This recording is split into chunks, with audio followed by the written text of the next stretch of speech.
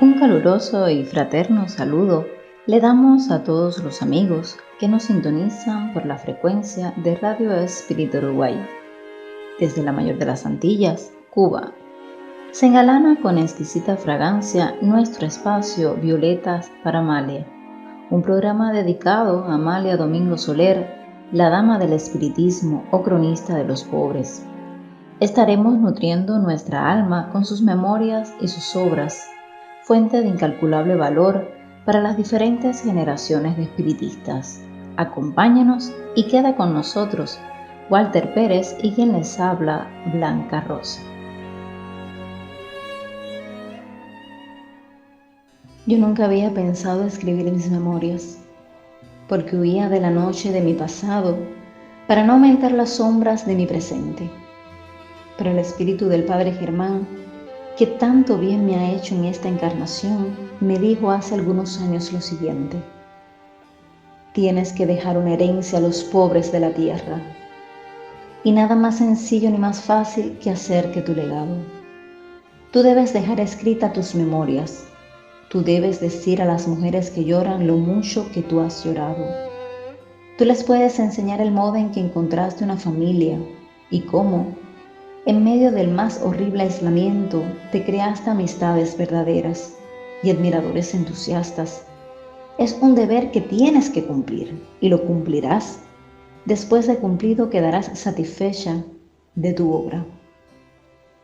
Comenzamos, amigos oyentes, a recorrer la vida de Amalia Domingo Soler, de su mano a través de las memorias que ella misma nos dejó, para así comprender todo lo que vivió y sufrió esta alma. Comienza Amalia. Yo llegué a la tierra el 10 de noviembre de 1835, eligiendo por cuna la oriental Sevilla, pero no un hogar risueño, por lo mismo que venía a espiar grandes faltas. A los 8 días de estar en este mundo me quedé ciega. Mi madre quedó aterrada ante una criatura que había nacido bajo tan triste auspicio. En el transcurso de 3 meses, largos y angustiosos, lucha la ciencia infructíferamente por devolver la luz a los faroles de aquella alma.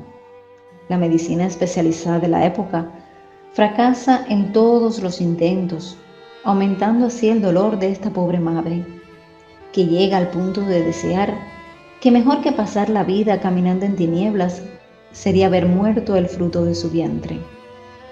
Fue entonces que un humilde farmacéutico pudo contener el progreso de este mal.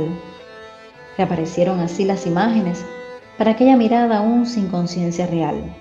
No obstante, estaría la mirada de Amalia, de por vida cubierta por un velo. La pobre y sufrida madre vio entrar en su vida una luz de felicidad. Habían sido tan desdichados sus días. Amalia creció en un núcleo familiar que tenía por lema el terror. No conoció el cariño de que está impregnada una caricia, la cálida palabra que viene enlazada en un presente, por más simple que fuese. El rigor y el miedo imperaban como método de educación en su hogar. Su madre, al elegir un compañero para huir a los azares familiares, no fue feliz. El compañero contribuyó para la destrucción de sus sueños, con el vacío de largas ausencias inexplicables. Por eso, la desdichada mujer se aferró a su hija como su mayor tesoro. Intercambiaban cariños que hacía que su alma corriera en caudales, cuidando y de forma a garantizar la sobrevivencia del ser que Dios la había enviado para el consuelo de sus pesares. En mis ojos, que me quedaron muy imperfectos, no sé lo que vería, pero es lo cierto que se consagró en absoluto a mí, y no tuvo más afán que hacerme dichosa, sin que por su extremado cariño descuidase en lo más leve mi educación. Basta decir que cuando cumplí 2 años empezó para ella la penosa tarea de enseñarme a leer, consiguiendo, en premio de su afán y su desvelo, que a los 5 años leyera correctamente, haciéndome leer en voz alta hasta 2 horas diarias. Nuestros espíritus se unieron de un modo tan admirable que solo con mirarnos nos adivinábamos el pensamiento. Me inspiraba una confianza y un respeto como si fuera Dios en persona, reconociéndole tal superioridad moral e intelectual que no encontraba a nadie que se le asemejara.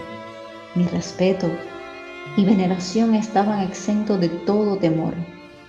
La grandeza de su espíritu me asombraba y me dominaba de tal modo que una palabra suya era una orden terminante para mí. Hacía hablar a Amalia de la unión que existía entre ella y su madre. 25 años vivieron así unidas a sus almas confinadas en recíprocos cariños, aumentados en la madre con el paso de los años y la certeza de que le esperaba un fin prematuro. Se empeñó en dar a la hija instrucción, oficios diversos, conocimientos de lo elemental de la vida, para que pudiese defenderse de las trampas armadas de la pobreza. Pero la falta de visión perfecta perjudicaba a la niña, haciendo que surtiesen vanos los esfuerzos de la madre. Tal vez para compensar esos intentos baldíos, la niña ya adolescente, y por eso más consciente de su destino, prevía que en breve sería adulta. Eso hacía que se centrase en sus posibilidades, al mismo tiempo que se apegaba al calor con que la madre la rodeaba con casi ansiedad. En aquel hogar sevillano se vivía con bastante falta de medios. Aunque la señora de la casa evitase que el hecho se hiciese ostensivo y que eso fuese humillante para la hija, se gastaba en la manutención la pequeña herencia dejada por el padre de la niña. Ese recurso duró exactamente el espacio de vida de su madre. Esta, a pesar de los flacos recursos, se esforzó por criar a la hija según los hábitos de una gran duquesa. Amalia era cuidada y recibía los mimos de una niña rica, educada para la vida despreocupada de la burguesía. La madre abnegada deseaba, tal vez, demostrar el agradecimiento con que recibía la tarea de dar a la hija los últimos instantes de felicidad que disfrutó en toda su vida. Escribía Amalia en sus memorias sus últimos días al lado de su madre, ser que amara con profunda intensidad y que la marcaría para toda su existencia. Sumidas las dos en profunda tristeza, pasamos unos días y a medida que se iba extinguiendo la vida de mi madre, iba tocando a su fin la pequeña herencia que había heredado de mi padre.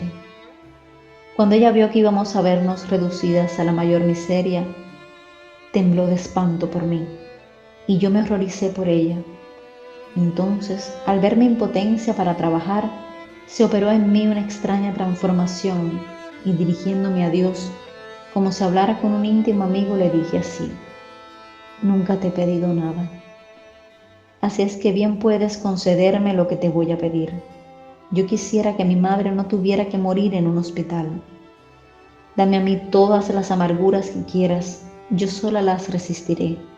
Pero verla a ella tan digna y tan orgullosa en el extremo de la miseria, eso sí que no encuentro un valor suficiente para resistirlo. Oye bien lo que te pido. Sola seré fuerte, con ella no lo creo. Parece mentira lo que me sucedió entonces, como aquel que ha sido ciego desde que nació y al recobrar la vista encuentra un mundo nuevo para él. Así, súbitamente me di el abismo de la miseria que nos esperaba y comprendí que mi pobre madre, si vivía algún tiempo más, sería horriblemente desgraciada, porque a pesar de haber sufrido mucho, no había descendido nunca a la publicidad de la pobreza, había vivido muriendo, pero dentro de su casa, sin decirle a nadie el motivo de sus penas. Y con ánimo sereno, durante 14 días no me separé de su lado. 3 días estuvo agonizando, diciéndome siempre: no te separes de mí. Así, las dos juntitas bien abrazadas, y en mis brazos exhaló su último suspiro. Cuando me entregaron la llave de la caja, le dije al amigo que cumplió con tan triste encargo: he aquí lo único que tenía que recoger de la tierra. Ahora me voy a otro planeta, al mundo del dolor. Muchos creyeron que me volvería loca, porque en los primeros días no pude llorar. Durante 3 meses perdí la memoria por completo. Pintar los primeros momentos de mi soledad es tarea superior a mis fuerzas. Y si bien quiero decir algo de lo que experimenté, al entrar en mi nueva vida no es para hablar de mi personalidad, harto insignificante, sino para que sirva de lección provechosa a las muchísimas jóvenes que se quedan solas en el mundo, sin más sombra que la que proyecta su cuerpo. Quiero pintar las angustias de una mujer abandonada a sí misma. ¿Y de qué manera? Cuando el alma se eleva sobre las miserias humanas, atrae la protección, el consejo y el auxilio de esa gran familia que todos tenemos en el espacio. Queridos amigos, así comienza para Amalia el tránsito de una penosa existencia que iremos recorriendo en este, su programa Violetas para Amalia. Y seguido de sus memorias estará la presencia de sus escritos, inspirado en sus vivencias, su dolor y el dolor ajeno.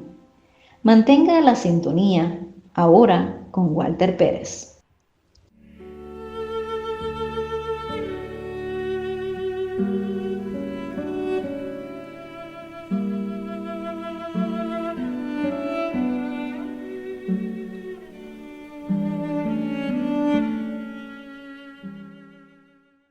En estas primeras emisiones de nuestro programa Violetas para Amalia, compartiremos con ustedes el artículo ¿Existe Dios?, uno de los primeros publicados por la cantora del espiritismo Amalia Domingo Soler.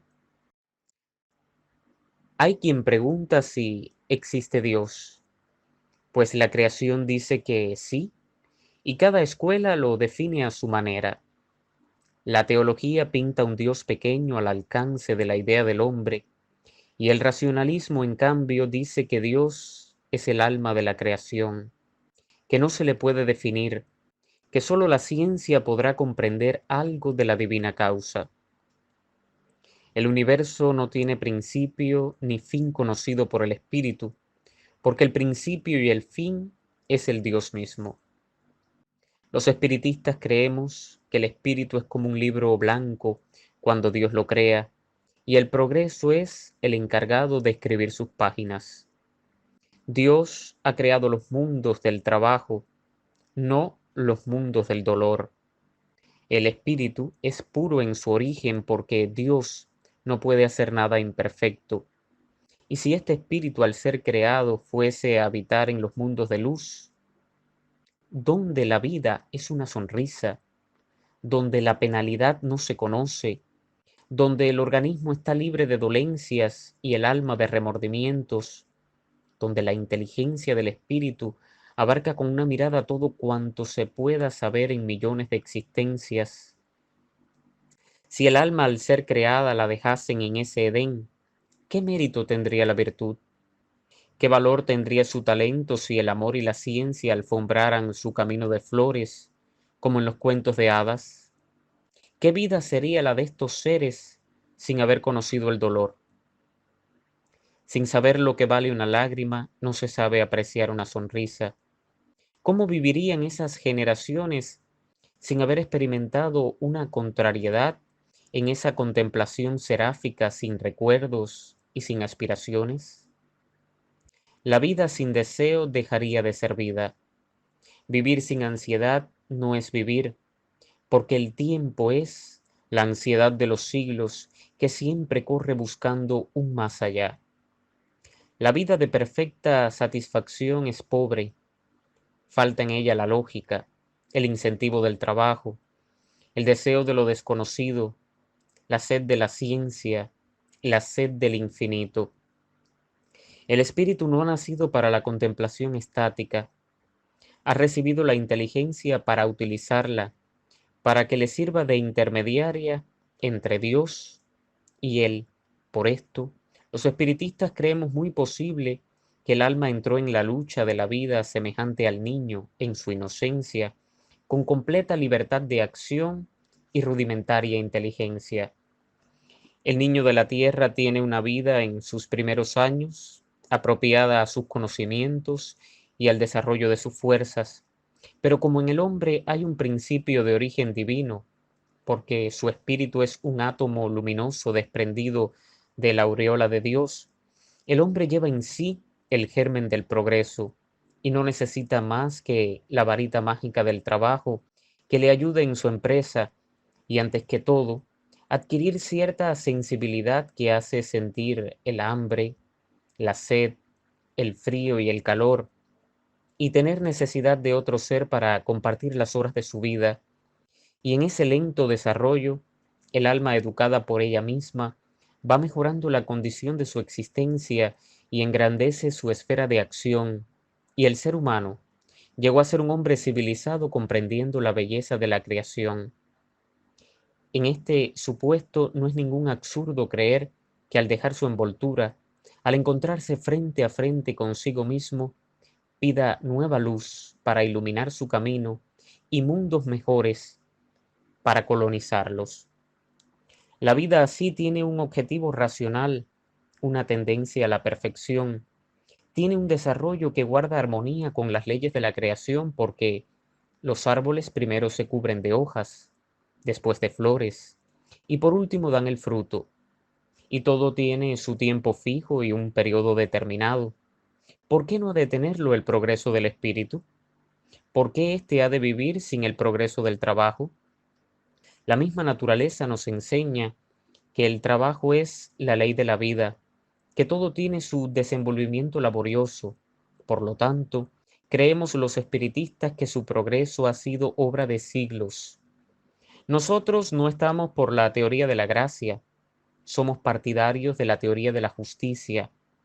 Creemos que lo que no se gana no se obtiene, y encontramos más razonable el trabajo incesante del espíritu que la perfección del alma, con un goce sin recuerdos, y además que la vida misma y las diversas aptitudes intelectuales que vemos en los hombres, los genios precoces, las inteligencias gigantes que de vez en cuando aparecen como fugaces meteoros, todo demuestra que el alma viene de muy lejos, que no ha comenzado a vivir ahora, y por último, la comunicación de los espíritus ha venido a decirnos el por qué somos libre pensadores, y es que las generaciones del siglo XIX se compone en su mayor parte de los reformadores de pasados siglos.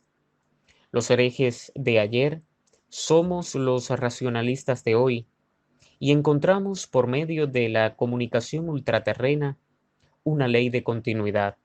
Así el espiritismo tendrá sus escollos, porque es una escuela que no ha sido bien estudiada y de la cual podrá apoderarse algunos pobres charlatanes. ¿De qué no se apodera la vulgaridad? Pero menos comentada y analizada como debe analizarse, se encuentra en ella la lógica, la razón y la verdad.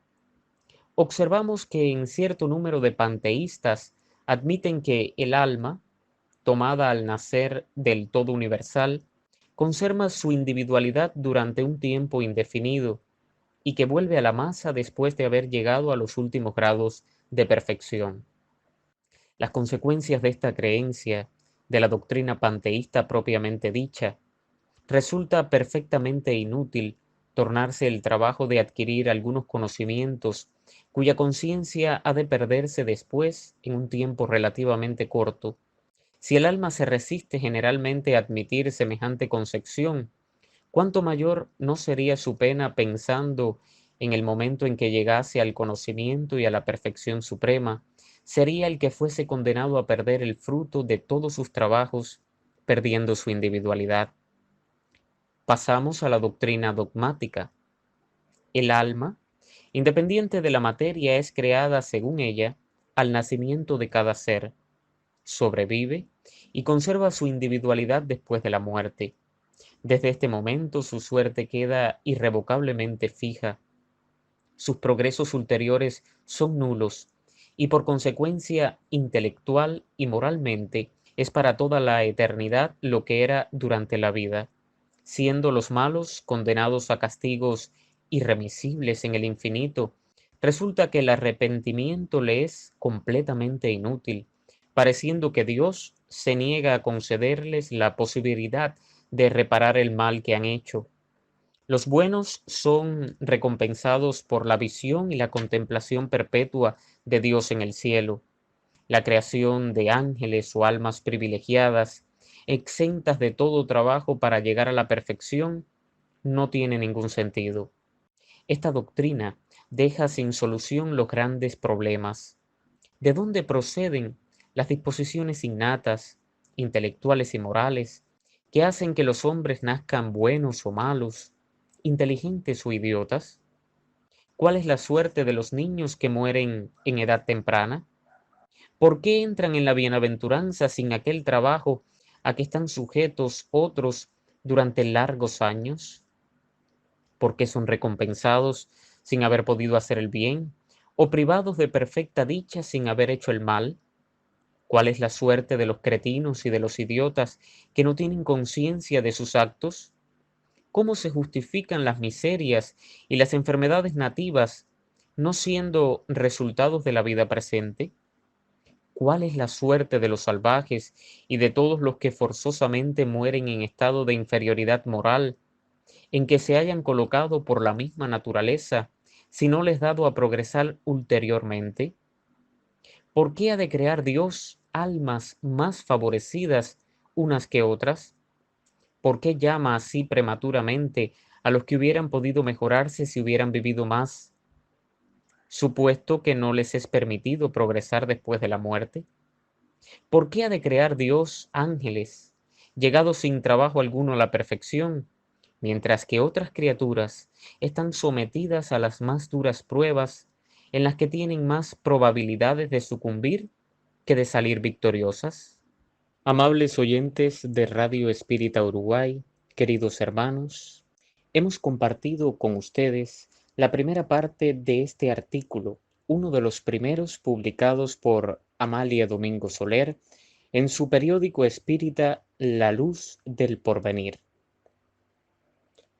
Blanca Rosa y quien les habla, Walter Pérez, les agradecemos sinceramente la sintonía con nuestro programa Violetas para Amalia, una pequeña contribución que hacemos desde Cuba para la divulgación del espiritismo y específicamente de la obra de esta incansable luchadora, maestra de tantas generaciones y espíritu que continúa inspirando y fortificando a todos aquellos que desean vincularse y unirse a la linda tarea de la propaganda espiritista.